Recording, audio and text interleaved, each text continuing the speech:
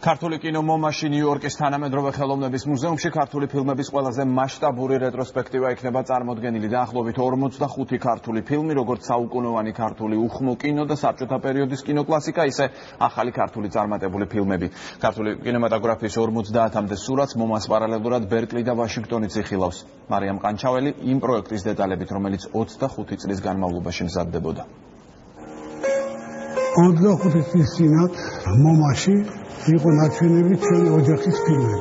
განსაკუთრებით ელისო მიიღე ძალიან კარგად. ვინაიდან ელისო არის ის ფილმი, რომელსაც საერთოდ შეიქმნა ეროვნული ნაციონალური კინო, ქართული კინო.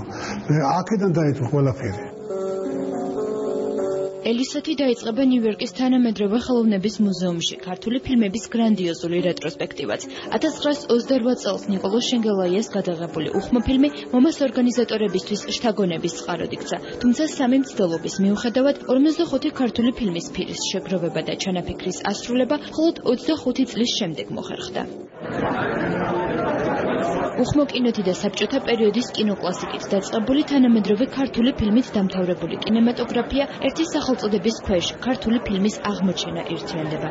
ორგანიზატორები ფილმების მოპოვებას ენდი უორჰოლის, ბერლინის გრეგორის, ტულუზის და მსოფლიოს სხვადასხვა წერტილში არსებული მდიდარი კოლექციის მქონე 10-მდე არქივიდან ცდილობენ. თავარი პრინციპი ხო რა არის მათთვის, რომ ეს ფილმები უნდა იყოს აუცილებლად ასლები, ანუ ფილმის ასლი, ფირზე უნდა იყოს. აუცილებელი მოთხოვნა, რომ ეს ფირი გასაშვებ კონდიციაში იყოს, არ იყოს დაგლეჯილი, დახრეტილი, დაფლეთილი, სამწუხაროდ და სამარცხვინოდ საქართველოს არ გააჩნია საკუთარი ფილმოტეკა, ანუ არ არსებობს ეს ფირები და 60-იანი წლების ფილმების ასლები, რომ ჩვენ მივაწოდოთ მათ. ეს კიდევ ერთი შანსია იმისთვის, რომ მსოფლიოს ჩვენ თავი გავაცნოთ და ჩვენი კულტურა გავაცნოთ. დარწმუნებული ვარ, რომ ძალიან დიდ სტაბილურობას მოახდენს იქაურ მაყურებელზე ეს ჩვენება და დარწმუნებული ვარ, რომ უდიდეს სიამოვნებას მიიღებენ ამერიკელები. ისი თქვენზე მითხრას ლიფტში გაიჭედაო, მართალია? მომას ორგანიზატორებისგან ეროვნულმა კინოცენტრმა 25 ფილმიანი სია მიიღო. მასშტაბური პროექტის პირველი 4 დღის პროგრამა გამოქვეყნდა მუზეუმის ოფიციალურ საიტზეც. 1920 წლიდან დღემდე სამი სხვადასხვა თაობის კინემატოგრაფისტი, შენგელაიების, ბაბლუანებისა და ღოღობერიძეების ოჯახების შემოქმედება პროექტის პირველ ნაწილად ოჯახური ამბავის სახელწოდების ქვეშ გაერთიანდა. მეორე ნაწილი კი ცისფერ მთებსა და მის შემდეგ პერიოდს მოიცავს. რეტროსპექტივის ორგანიზატორმა ქართული ფილმის გენეალოგიური ხედი შეადგინა.